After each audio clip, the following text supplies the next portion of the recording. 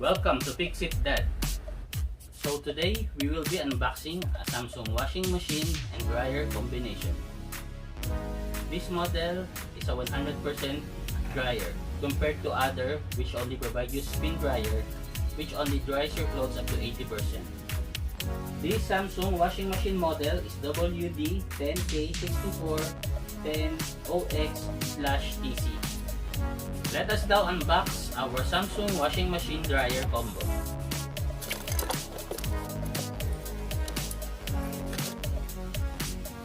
Here is the specification of our Samsung 10.5 kg washer 6 kg dryer front load washing machine combo. For the dimension, it has a width of 600 mm, a height of 850 mm, and a depth of 650 mm. The spin speed is 1,400 revolutions per minute.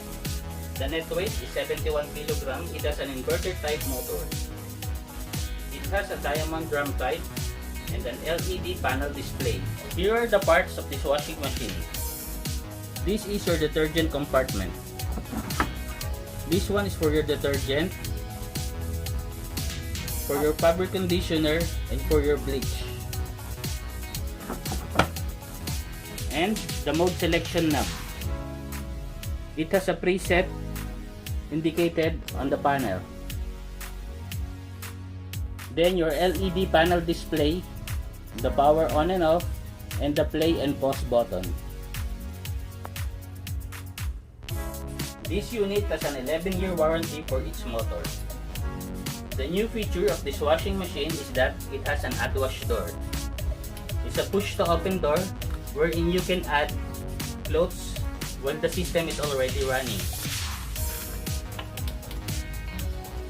Now, let us see what's inside our washing machine tub.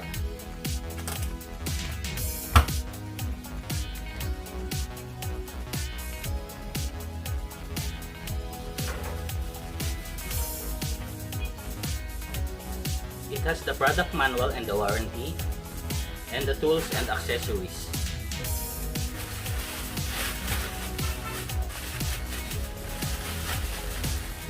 It has the water supply hose,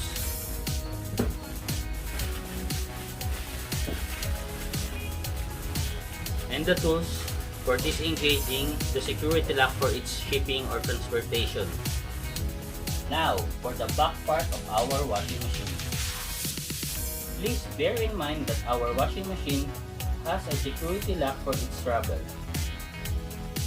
which we have to remove before our first use. Other parts to consider: its water supply inlet and our drain hose. Please note that the drain hose of this washing machine is smaller than previous models. Lastly, the power cord. Please note the type of plug of the power cord and be sure that it will fit into your power outlet. Notes to consider with your Samsung 10.5 kg 6 kg washing machine dryer combo. This washing machine runs in 2,200 watts. Be sure that your power supply can accommodate this appliance. Please remember to place your washing machine in a stable area. This will avoid vibrations, which will shorten the life of your washing machine motor. Now, let me show you how our LED panel looks when our washing machine's power is turned on.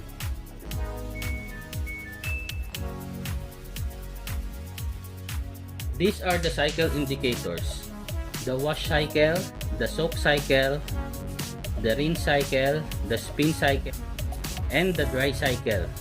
This is the overall time cycle. This is your washing machine temperature, the number of rinse, and the revolutions of the spinner. For the dry level, it has a spin dry, a regular dry, and a sun dry.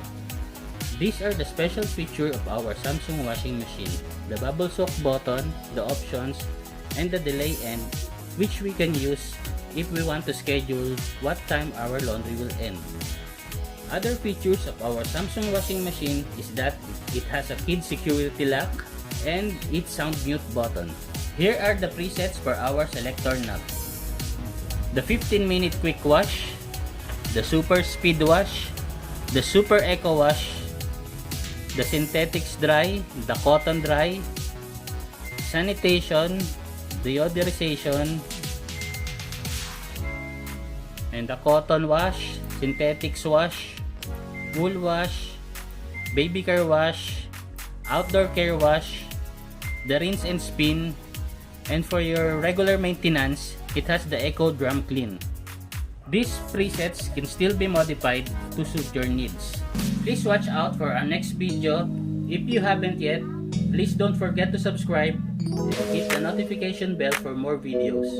This has been FiXit Dad. See you on our next videos.